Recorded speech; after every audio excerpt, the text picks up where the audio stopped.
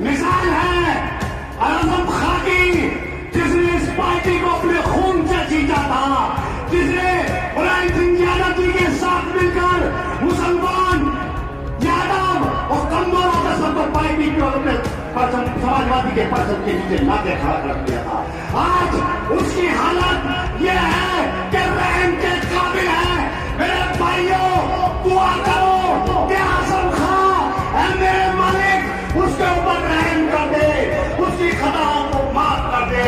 उसकी सबसे बड़ी खता यह थी कि उसने तालीम का इदारा बना दिया। आपसे हुजूर अपील करता हूं, जब हिंदुस्तान का शेर यहाँ पर आ जाए तो उसे अपनी मोहब्बतों का एहसास करा देना कि हम तुम्हारे चाहने वाले हैं, किसी के धोखे में मत कि अगर भीड़ है तो होने दे, सितम करो कि अगर भीड़ है तो होने दे। जो अहले हक है वो तादाद से नहीं डरते, जो अहले हक है वो तादाद से नहीं डरते। और जिनके दिल में शरीयत का नूर होता है, जिनके दिल में शरीयत का नूर होता है, वो किसी शैतान और फिरौन से नहीं डरते।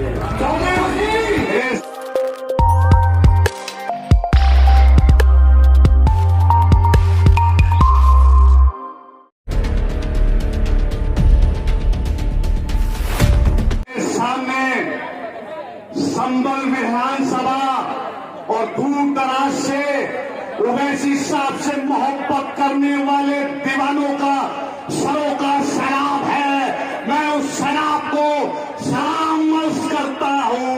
अस्सलाम वालेकुम। मेरे भाइयों, अब तुम्हारे सामने विधानसभा चुनाव, उत्तर प्रदेश के मुस्तकबिल का फैसला देव बनकर तुम्हारे सामने खड़ा हो गया है। अब तुम्हें फैसला करना है।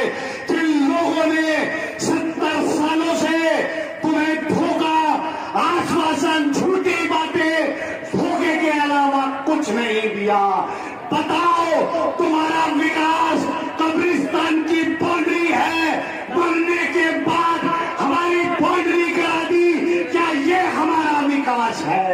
मेरे भाइयों, हमारा विकास ये बताओ। समाजवादी सरकार 2 बार 3 बार मुलायम सिंह यादव मुख्यमंत्री रहे, 1 बार उनके साहबजादे मुख्यमंत्री रहे।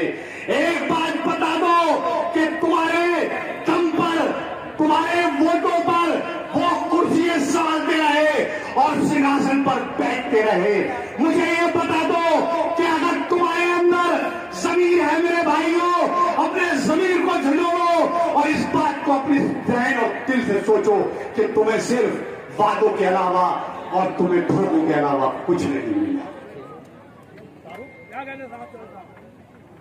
तुम्हारे सामने मिसाल है आजम खां की, जिसने इस पार्टी को अपने खून से जीता था, जिसने मुलायम सिंह यादव जी के साथ मिलकर मुसलमान, यादव और कमजोरों के सबको पार्टी को अपने समाजवादी के परचम के नीचे लाके खड़ा कर दिया था।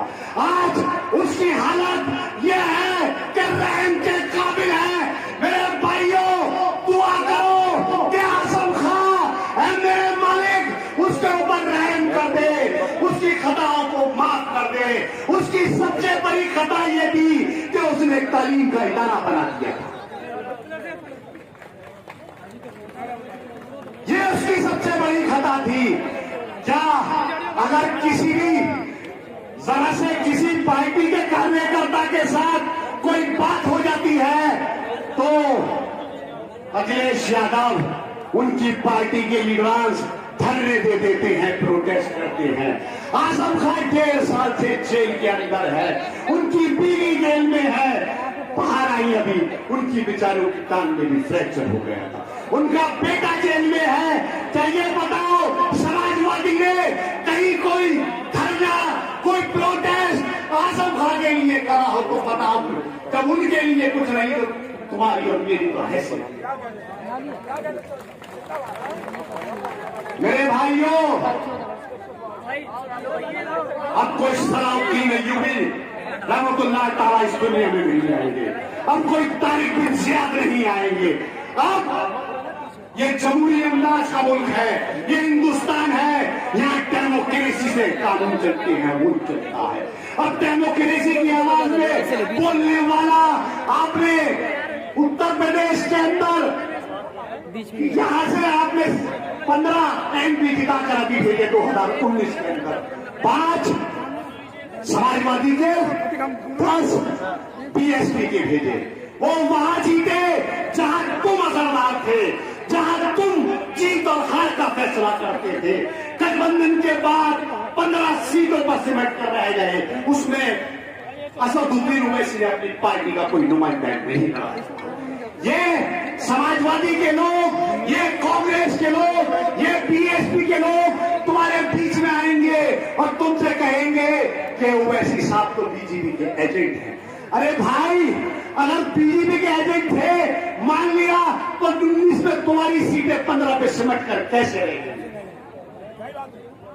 डिम्पल को हरा दिया, बड़ाइयों से धर्मेंद्र यादव को हरा दिया। अगर आजम घर से अखिलेश यादव, तुम शुक्र अदा करो कि वहां मुसलमान अक्सरियत में था, तुम्हारी इज्जत बच गई, न तो तुम भी हार जाते।